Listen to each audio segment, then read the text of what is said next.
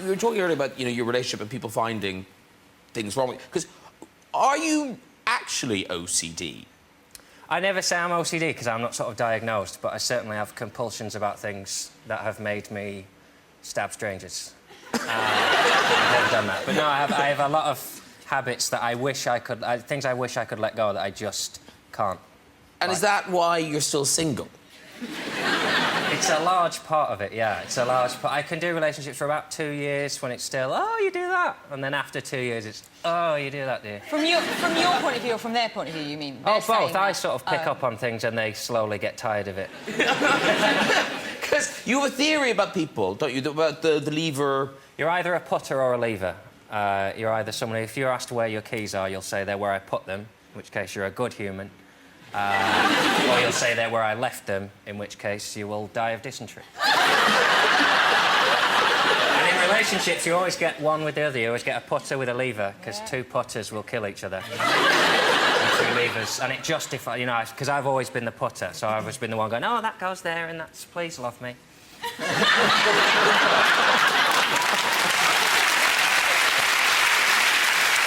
Because it is interesting, this thing about quirky rules for living. Because we've tried it with Audience 4 because we thought, oh, this will be funny. And so when do people laugh at you for your rules, or do they kind of go, yes, you're so right, we do need rules for living? Yeah, no, it's a bit of... But I make sure that everyone that I talk about, people will at least see the logic behind. I don't want to be the nutter on stage just going, I can only eat blue ones. So I like to feel people not... And everyone... everyone has something, even if you don't know. You'll be at someone's house on the toilet and you will turn their toilet roll round without even knowing you've done it. And everyone's got a little... Yeah, you see, you're all prodding each other. Do you have a quirky habit? Do you have a rule? Do you have a quirky habit? Like a habit?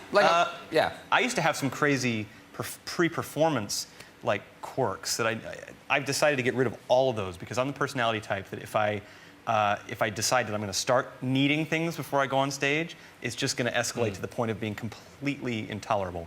But in the first 2 or 3 years of my career, I decided in my own crazy mind that I couldn't go on stage unless I had some kind of patterned or colored socks and underwear. I know, crazy, but I could not have white underwear or socks. I just thought if I go out on stage in white socks and underwear, it's going to be the worst show I've ever had in my life. So I would actively find polka dot underwear to wear on stage. Yeah. So already I'm thinking you're right. White socks are wrong. That's right. White underpants are good, but white socks are wrong. Plus, also white underwear in a situation of high stress is also. Maybe that's subconsciously. That's what I was thinking. Yeah. Catherine, what do you? Yeah, no, the thing I still do, but I think it's related to superstition. You know that thing they say you should never cross on the stairs? Well, I do cross people on the stairs, but I always say in my mind, when I cross someone on the stairs or they cross me on the stairs, I wish you luck and... No, what is it? Oh, shit, oh, God. No, here it is. When someone crosses me on the stairs, I go, you'll bring me luck, I'll bring you luck. And that's what I say in my head. I'm a witch! I do, and I can't not say it. I can't not say it in my head. David, you crazy? Do you know there's something that I'm aware... I've conquered one. I used to spend an awful lot of time... Blokes tend to have lots of black socks, right? And I had to get the right black sock with the right black sock. Yes. And I would spend hours with socks rained. Yes! That's got a little bit of ribbing. And is that the same ribbing? Opening the curtains to get the light. That's not quite the same. But look, Graham, look. This has changed my life. Oh, no. This has changed my life. I'm so excited I can't get my... Look. This will change my life. With the hidden pattern. Look.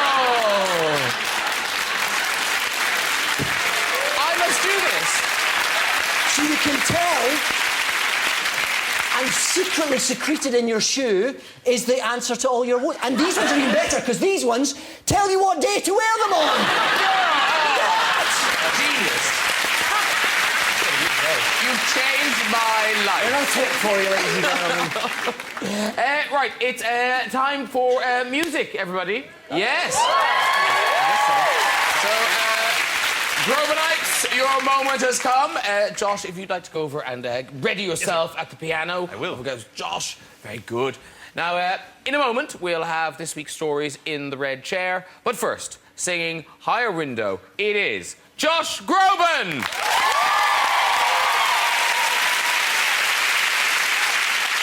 Through all the times I cried for this, and every chance at you I missed, I've been known to go my way, but I confess it made me miss you more.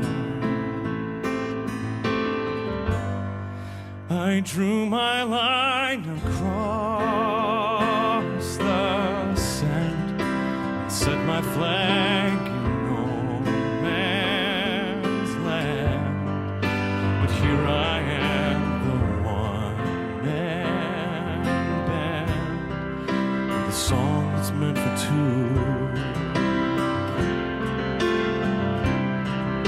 And there is a light from a higher window shining down on you tonight,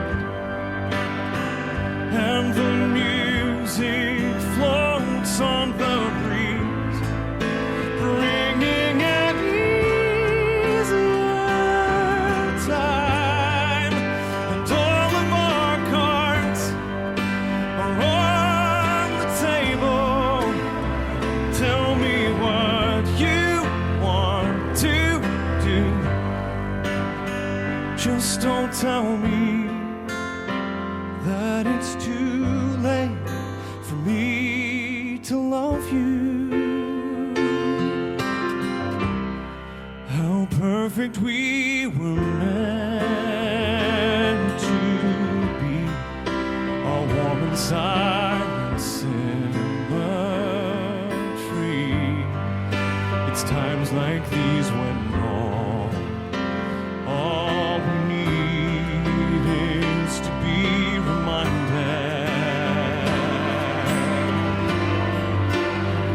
Oh, and I've flown 1,000 miles to empty rooms and crowded aisles, and we went from cathedral bells to show and tell and wish you wells, and I still look at you, and I am blinded.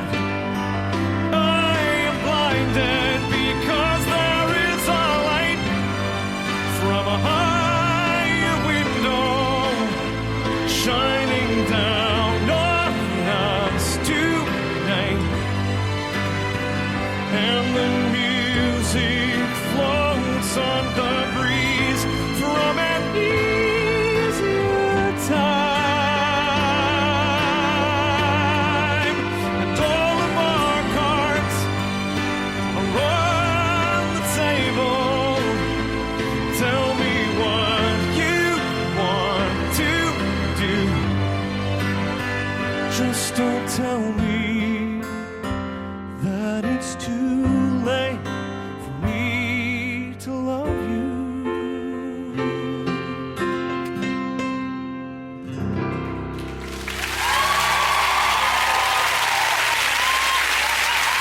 Thank you very much. Josh Groban, ladies and gentlemen! Very good. Beautiful. Thank you to the band. That was excellent. Thank you, Tate. Quickly grab a seat in the end there. Yes. This is down there. Now, oh, it's lovely. Thank you very much. Gorgeous. Amazing. John you, Richardson was Tate. Oh, thank you. crying. He was crying. That was my goal. That was my goal, yeah. You got all teary and emotional. Cheating when you're not allowed to be witty and then go, oh, I've got a skill as well. This is all I do. You got a good voice. You sing? You sing. You must sing. Oh, I sing, yeah, don't get me wrong. Everybody I'll knock sings. out some Phantom of the Opera in the shower. Yeah, You're grubby now. Right, that's nearly all we've got time for. But before we go, let's have our first stories of the series in the red chair. So who's up first? Oh, hello. Hello. Hello, you look a little nervous, don't be. Okay. I can't wait to see that hair flying. What's your name? I'm Emma. Emma. And where do you live, Emma? I live in Wallington. Wallington. It's nearly as popular as you. Yeah, exactly.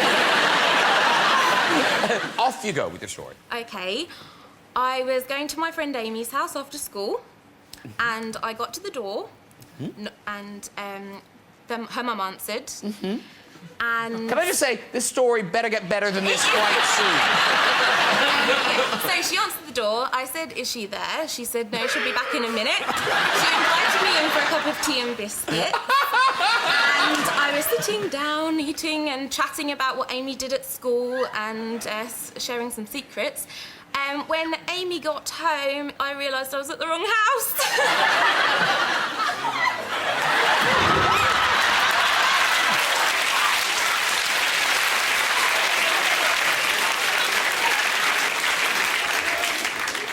I can't believe how long you gave it. Well, because I assumed it couldn't stay that dull. You know, I thought maybe a tiger fell down the chimney. She was in the wrong house. Amy's house. Oh, who gives there a were shit? 2 Amy's. I don't think there were 2 Amy's. You don't think there were 2 Amy's? I think she knocked What, some on the... witch woman said, come Yes. and stay in my house? Okay, Who came is back there- then if it wasn't Amy? Oh, Somebody came back. It It was the wasn't- wrong Amy. it wasn't... Get her back. She didn't say Amy. Amy didn't come back. She It's just really not went- worth it. It's no. not. Let it go. Higher power. Ooh, balloon. Okay, who's next? Oh, hello. Hi, Hi. What's your name? John. John. Sorry to keep you waiting, John. problem. Where are you from, John? I'm from St Albans. St Albans. St Albans. I've been to St Albans. Hey. So have I. They've got a cathedral or something. Isn't St Albans the place where there's a nice bit and then a really crappy modern bit? Yeah, I'm from the crappy modern bit, so thanks for that. Well, you've got something to aspire to. Okay. Off you go with your story, sir. Well, last week I was training to be a Red Cross lifeguard, so I can lifeguard in America. Wow. We had a swimming test on the Sunday, and it was quite a hard test, so I'd selected quite a small pair of swimming trunks for optimum performance. And so I got changed, went out to the pool, and was walking round the pool. As I was walking round the pool, I noticed a few people sort of looking at me, smiling. So being a bit full of myself, I carried on with somewhat of a strut. I carried on my walk. It wasn't until I'd walked nearly the entire way around the pool with everyone staring at me that I realised I was hanging out the side of my shorts. It's quite a good story. Yeah, that's all right. Yeah, you can walk on. There you go. If you'd like to join us on the show and have a go at the radio, you can contact us via our website at this very address. Thanks to all my guests, Mr. Josh Groban, John Richardson, Catherine Tate, and David Tennant. Join me next week with my guest winner, comedian Bill Bailey, and the Oscar-winning actress and singer Jennifer Hudson. I'll see you then. Good night, everybody. Bye-bye.